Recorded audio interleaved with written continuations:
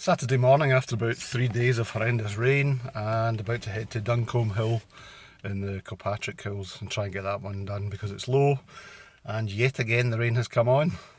So we're just going to try and do this on electric power. Hopefully I'll get there okay, and we'll see how it goes. So it's a typically shit morning in Scotland. We've had about 3 days of driving rain. It's been driving me mad. I was hoping to get away camping, but not a chance. So I've got a big birthday party on tonight, so it's a quick escape.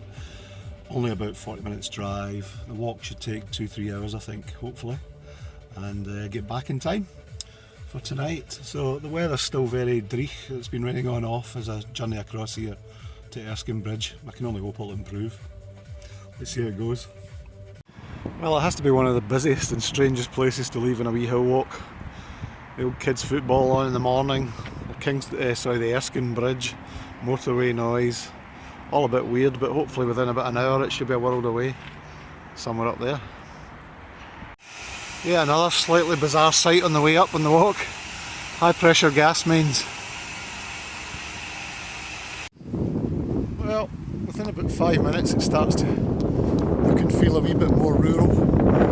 Traffic starts to die off a wee bit, the farmland starts to come into play. So that's the first 5 minutes, quite a change. Gained a wee bit of height now, and you can see the Erskine Bridge quite clearly. And over towards the very pucker Mar Hotel, or whatever it's called, where many a famous star has stayed for a Glasgow gig. Hello. Hello.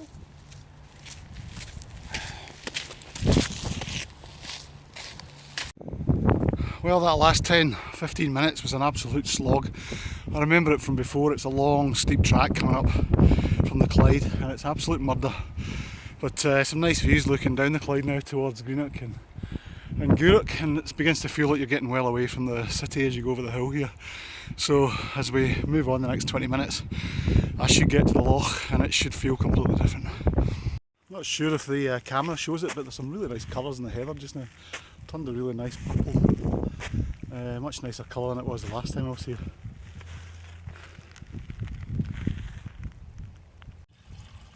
A particular type of Glasgow rubbish is to be experienced on this hill. I'm about 55 minutes in and just reaching the loch, and I think that is Duncolm, or whatever you pronounce it, hill straight ahead over the back of the reservoir. You can see a couple of people climbing up the path, so we'll head that way. I reckon maybe about another hour or so.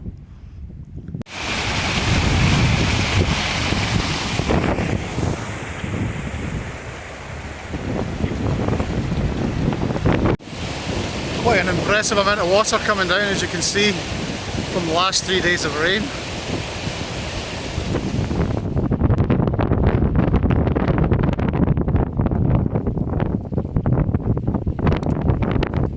I've stopped on the way up for a wee lunch break, and one of the good things about carrying the Six Moons Designs Lunar Solo at only 600 grams is I can actually use it as just basically an emergency shelter as well as a tent, as I'm using the walking poles anyway. So I've just popped this up.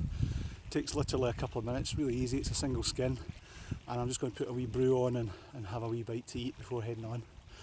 The weather looks like it might rain, so it'll provide a wee handy bit of shelter.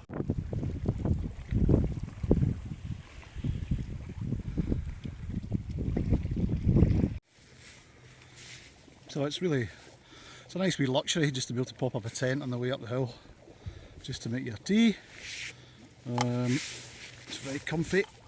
As I say, it's just over 600 grams, so you really don't feel it in your pack. I was carrying a survival bag for a while, and then I carried a Force 10 one-man shelter, and the Force 10 one-man shelter, it's probably a few hundred grams in its own right, whereas I've got a fully sleepable in, comfortable tent here, including the pegs. I've got some MSR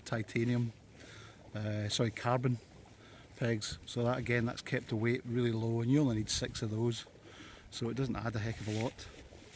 Let's feel how the heat's going here. Yeah, we're boiling nearly. So yeah, it's just a nice comfortable way to enjoy a bit of time in the hill.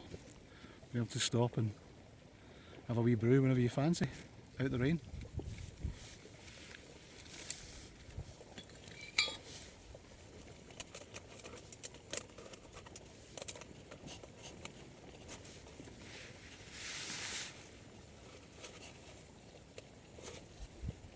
Just let that boil for another 30 seconds.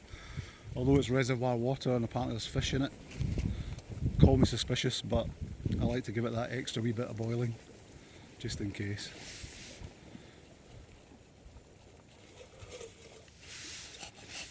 Whoa. Cappuccino.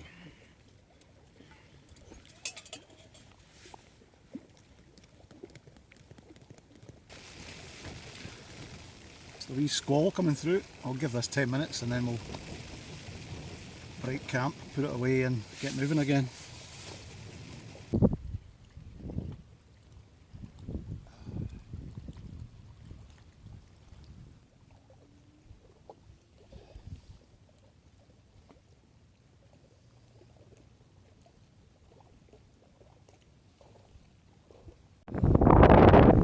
Now I've left the loch and gone onto the moor proper. It's turned really boggy and single track. There's wee bits of wind there again, it's really quite bad, which is just as well because I'm only wearing Salomon trainers, which I prefer these days. So wet feet, but hopefully they'll dry out. Well, as is the way with these things, I thought I got to the top here, and then as I came over the hill, I looked ahead, and the bloody sun's a mile away, half a mile away. So I'm going to get lunch there, and we'll head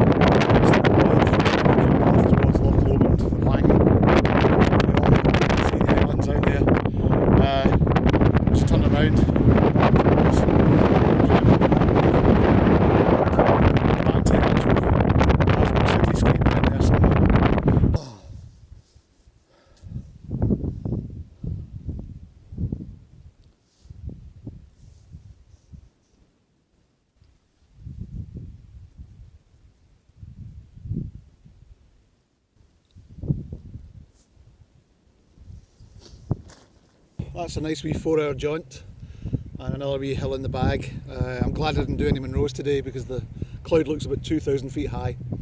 So thanks for watching again, and it's time for me to head back to the big smoke.